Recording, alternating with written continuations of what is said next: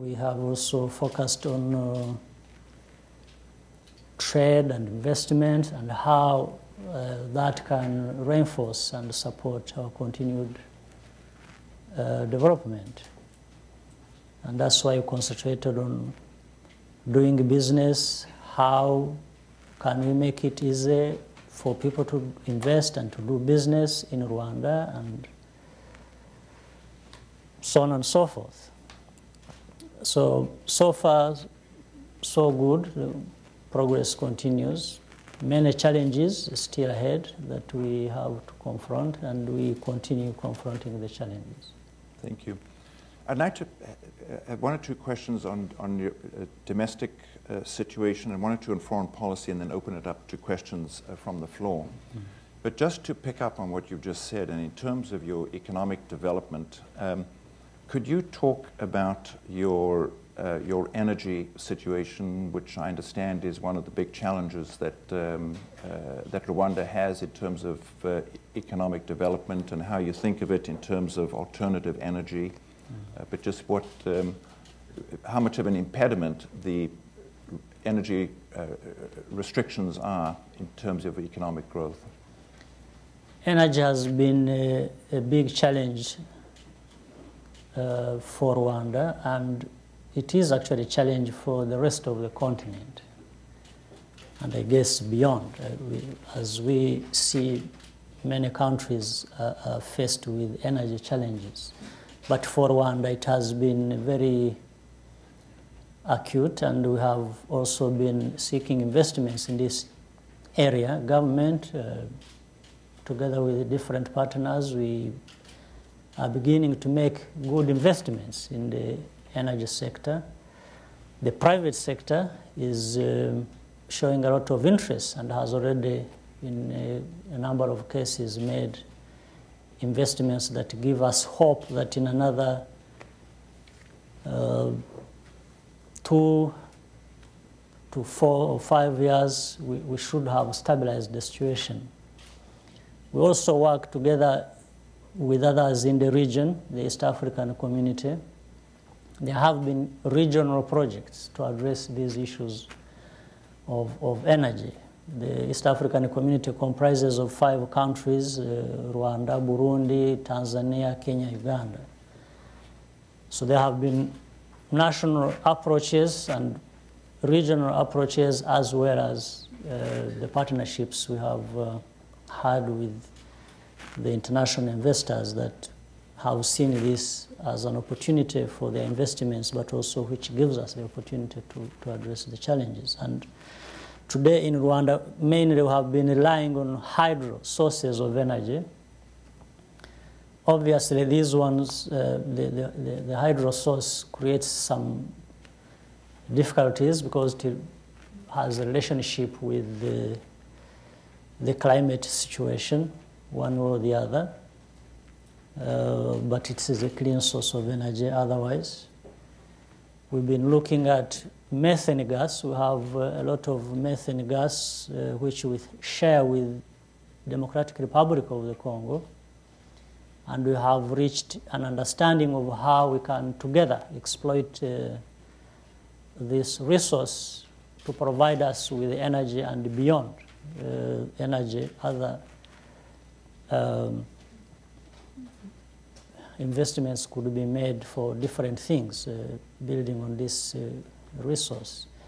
Then geothermal, solar energy, especially rolled out in different places in rural areas. And we continue to find different alternatives. Thank you. My final question, just on the domestic situation, really has to do with your sense of leadership, and particularly how you trade off your commitment to democracy and freedom of expression, but how you balance that off, given the genocide and the terrible experience that the country went through, how you balance that with avoiding hateful speech and a lot of the the elements that went to create that situation, but how do you trade off your belief in democracy and freedom on the one hand with preventing a re-emergence of those forces that created those awful events? Well, I don't know whether I should call it trade-offs as much as I should call it a situation we are confronted with many challenges that we have to deal with at the same time. We have to deal with all these problems. We know it is our duty. We have to deal with economic development. We have to deal with the democracy, governance, other issues. We have to deal with the freedoms people must express. All these come at the same time. And I think in our approach, we have not said, well, let's hold on this one and let's deal with this one. No, we approach it in a certain way that we are saying we have to deal with all these. But we may not get where we want to be overnight. It's a process. We have to deal with everything at the same time, building on whatever possibilities that are in place or that are within our means, and be able to make progress. You may find there is more progress in one area than in another area. Even if you are to deal specifically with one sector that has different problems to deal with, you still find that you are making progress on one element, you are behind on another, and you have to keep working on all of them at the same time. But of course, having said that, there are certain things that one must do in order to, for example, build a foundation on which then you can keep building. When we talk about peace, security, and the general stability the country needs to have in order then for the people of the country to move on and be able to address the different challenges, then you deal with that because this is a foundation you're trying to build. And then others follow as and when this is possible and at a pace that is possible. So for us, we don't approach it with the view that there is any conflict between one dealing with one and dealing with the other. No.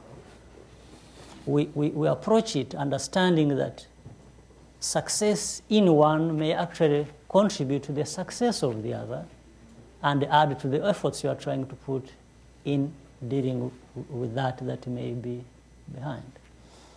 And this is what we have found that is working for us. But above all, we build on the choices, the feelings, the expressions of the people themselves. It's not about reading a textbook and say, well, you must have this, you must have... No, it's also about saying, what do the people of Rwanda feel about their situation, what they need to do about it, and what are the different approaches that suit them. This is very important, and in most cases it is not so much thought about when people are making this analysis of how we deal with the situation. So critical for us has been how do we involve the people of Rwanda in defining their problems, in looking for solutions for our problems. And this does not exclude outsiders. We learn from people from outside. We partner with them in dealing with different challenges. But it may not also be very helpful for sometimes people to think they know better what Rwandans want for them. So there are these challenges we confront on a daily basis. But nonetheless, it's very useful because it also forms lessons. As we go along, as we deal with different challenges, we learn. We learn about what works for us, what may not work after all, and we keep moving on.